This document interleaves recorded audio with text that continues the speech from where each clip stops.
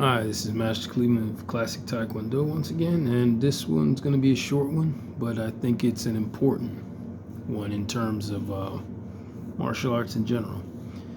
Concept I was introduced years ago, it was called hard weapon, soft target, soft weapon, hard target. Basically what this is this is a hard weapon. The fist, the foot, the elbow, hard weapons. Soft target is the abdomen, the kidneys, all the soft target areas. What this implies, you use a hard weapon against these targets to prevent damaging your hand.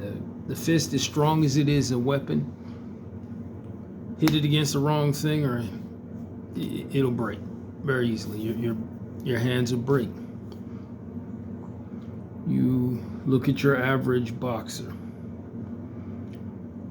Fast as their hands are, a lot of them, not all of them, but a lot of them don't train outside of gloves and wraps. You train these bare knuckle against things like a bag or whatever, Makarawa board, Kunko post as the Koreans call it. You will toughen up your hands. Make it a lot less likely that you'll break them when you hit something solid.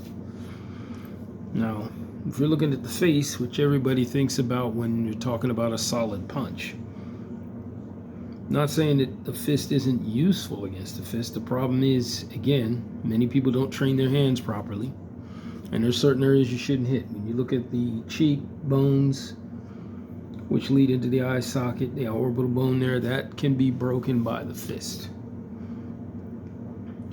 Up here at the forehead, it's like punching armor. You hit this, you will break your hand.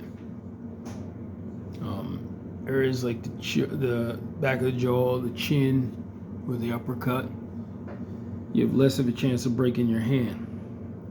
A soft weapon, the palm. The fist is more like a pistol shot or a rifle shot. It penetrates. The palm, on the other hand, when you hit areas like this, the face, the chest, it's almost like a shotgun effect. It spreads out, creates its own little shock wave. The palm is a better weapon against the face. Because if you hit the head, basically if you hit in the chin, the head's going to go back and the body will follow the head. That's just the way we're wired. You turn the head, the body follows. If you're grappling and you grab the back of the head and turn it, the body's going to follow. You do it suddenly, it could result in a throw, but that's for another video. And I will demonstrate that with students where you'll get to see it. But in terms of what I'm talking about, hard weapon, soft target, the fist should be basically relegated to targets like the stomach, below the sternum, the abdomen, the liver, the kidneys, soft areas that are not going to give a whole lot of resistance against a punch. You can punch the face, but what I'd say for targets for the fist, the face would be here, philtrum, which is that area right there between the nose and the top lip. The chin, or right in here, septum down here to the chin.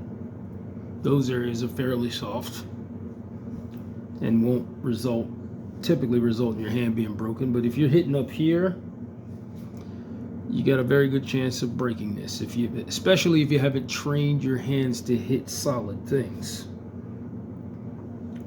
Not saying you won't cause pain to that person, it's just more likely you're going to cause pain to yourself too, which in a conflict you don't want to do this. You may only get the one shot, and I'd sure as heck hate to waste it on something like this where I've got a good chance of destroying one of my weapons early on. But moving right along, the soft weapons, the palm heel, the arc hand, the bear paw strike where you're hitting say the side of the head, right along the ears. Good weapon because it caused the ear to rupture, and that could end a fight on its own.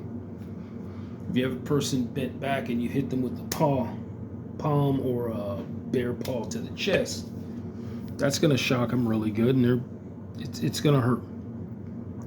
The soft weapons are, in my opinion, as a hard stylist, Taekwondo, tend to be the better weapons. I mean, your hands are open, so they're open to parry or deflect, but they're also open to strike the face, ripping, tearing strikes right across the eyes. You do that, the person's going to be incapacitated at least long enough for you to hit them again or leave. But again, what I'm trying to emphasize here is the fist, as great a weapon as it is, and every martial art for the most part trains the use of the fist at some point, save maybe the other softer styles like, say, Aikido or Tai Chi Chuan. Not saying they don't have the capacity to use these, it's just that it's not a core feature.